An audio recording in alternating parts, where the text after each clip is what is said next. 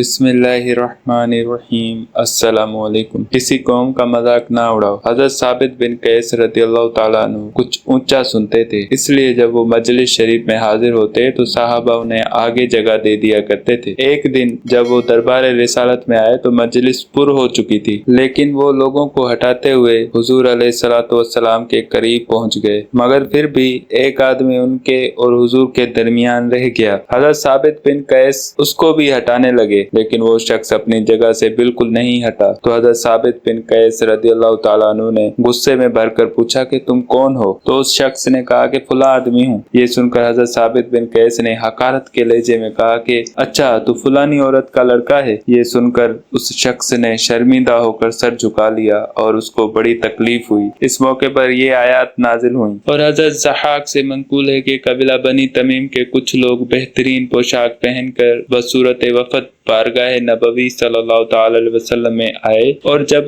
उन लोगों ने असहाबे सफा के गरीब व मुफलिस मुसलमानों को फरसुदा हाल देखा तो उनका मजाक उड़ाने लगे। इस मौके पर ये आयत नाजिल हुई और हजरत अनस रदियल्लाहु ताला अन्हु ने फरमाया कि हजरत आयशा रदियल्लाहु ताला अन्हा ने हजरत उम्मुल मोमिनीन बीबी सफिया को एक दिन यहूदिया कह दिया था, जिससे उनको बहुत रंज व सदमा हुआ। जब हुजूर अलैहिस्सलातु वस्सलाम को मालूम हुआ तो हजरत बीबी आयशा रदियल्लाहु ताला अन्हा पर बहुत ज्यादा खफगी का इजहार फरमाया और हजरत बीबी सफिया रदियल्लाहु ताला अन्हा की दिलजोई के लिए फरमाया कि तुम एक नबी हजरत हारून अलैहिस्सलाम की औलाद में हो और तुम्हारे चचाओं में भी एक नबी हजरत मूसा अलैहिस्सलाम है और तुम एक नबी की बीवी भी हो, यानी मेरी बीवी हो। इस मौके पर इन आयत का नज़ुल हुआ। बहरहाल इन मज़कूरा बाला तीनों शान नुज़ुल में से किसी के बारे में ये आयत नाजिल हुई जिसमें अल्लाह अज़्ज़ व जल ने किसी कौम का मजाक उड़ाने की सख्त मुमानत फरमाई। पारा नंबर 26 सूरह अल हजरात आयत नंबर 11। तर्जुमा कंजुल ईमान। ए ईमान वालो, ना मर्द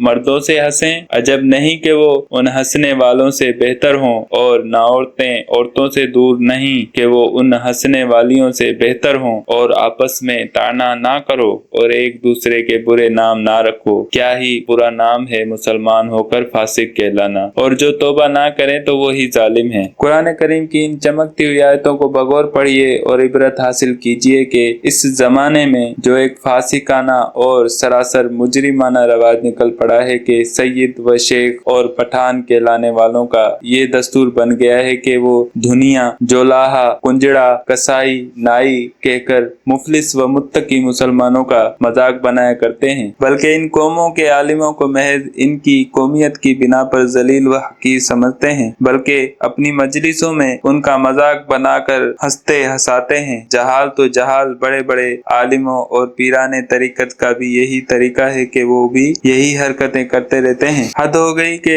जो लोग बरसों इन कौमों के आलिमों के सामने जानुए तलमत दे करके खुद आलिम और शेख तरीकत बने हैं, मगर फिर भी महज कौमियत की बिना पर अपने उस्तादों को हकीर व जलील समझकर उनका तमस्सखुर करते रहते हैं और अपने नसब व जात पर फख्र करके दूसरों की जिल्लत व हकारत का पर्चा करते रहते हैं। लिल्लाह, बताइए कि कुरान मजीद की रोशनी में ऐसे लोग कितने बड़े मुजरिम हैं। मुलाहिजा फरमाइए कि कुरान मजीद ने ये अहकाम और वईदें बयान फरमाई हैं। नंबर 1, कोई कौम किसी कौम का मजाक ना उड़ाए। हो सकता है कि जिनका मजाक उड़ा रहे हैं वो मजाक उड़ाने वालों से दुनिया व आखिरत में बेहतर हों। नंबर 2, मुसलमानों के लिए जायज नहीं कि एक दूसरे पर ताना जनी करें। नंबर 3, मुसलमानों पर हराम है कि एक दूसरे के लिए बुरे बुरे नाम रखें। नंबर 4, जो ऐसा करे वो मुसलमान होकर फासिक है। नंबर 5, और जो अपनी इन हरकतों से तौबा ना करे वो जालिम है। हज़रत इब्ने अब्बास रज़ियल्लाहु ताला अन्हुमा ने फरमाया कि अगर कोई गुनाहगार मुसलमान अपने गुनाह से तौबा कर ले तो तौबा के बाद उसको